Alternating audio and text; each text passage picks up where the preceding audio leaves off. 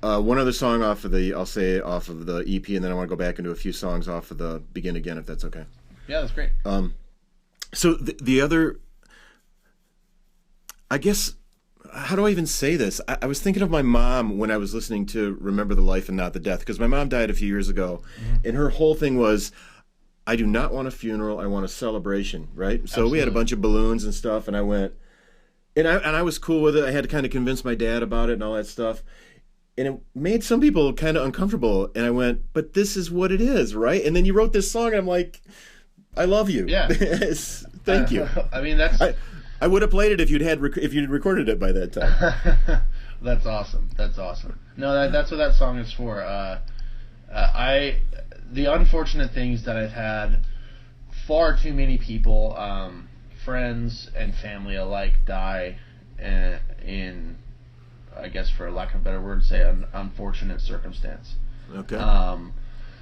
Dealt with a lot of overdoses, with a lot of suicide, a lot of things like that, and there's that kind of moment where like it leaves you not only just plowed over by the grief of just death, but it leaves you completely and utterly mind-fucked as to why.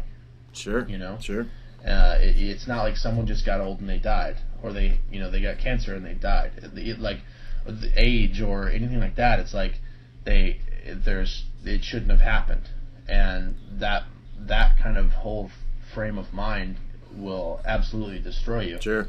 And Remember the Life and Not the Death is just to fully kind of void the later part out of your mind, because that's not the important part. You know what I mean? Like the important part were the years and years and years and years that led to that moment, and everything that you can kind of hold on to from that. Because I think that if you have this, whether it be a friend or a relative or grandparent, parent, whatever, you have 10, 15, 20, 30, 40 beautiful years that you got to spend with this person, and then one moment in time, you can't let that one moment in time ruin the rest. Right. You know what I mean? Right. Because it's in all honesty not the important part. Right.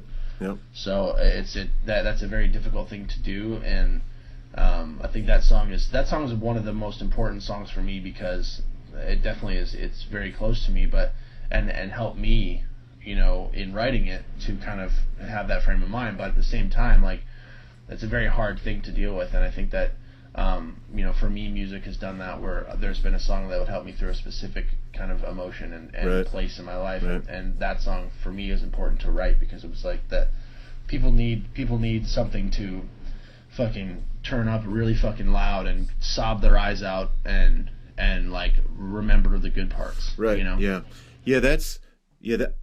I'm hearing you full tilt, because it is so easy to kind of go, oh man, they went down such a destructive path, the West.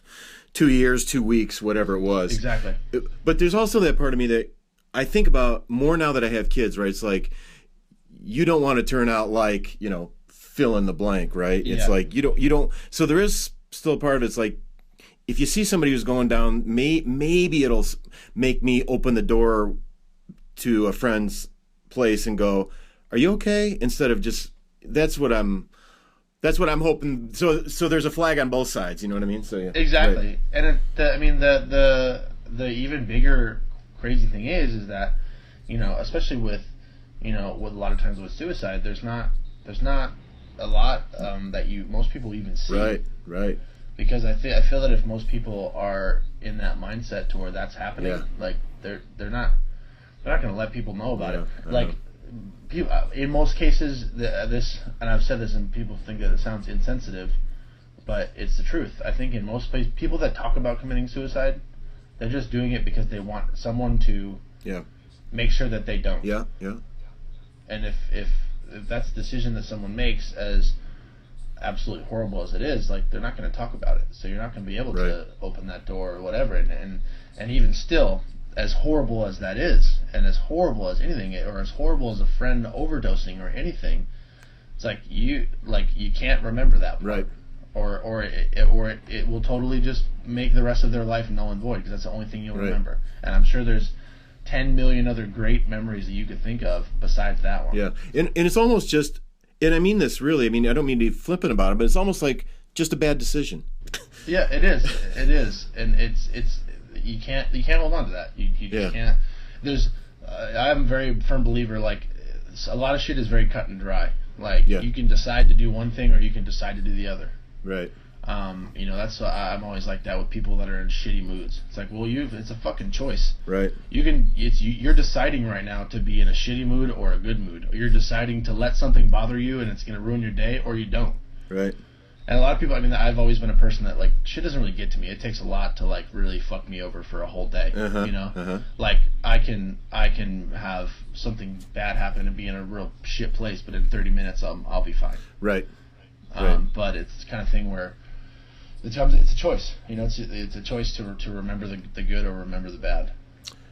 Or to be positive or to let the negative envelop you, right? Exactly. Yeah.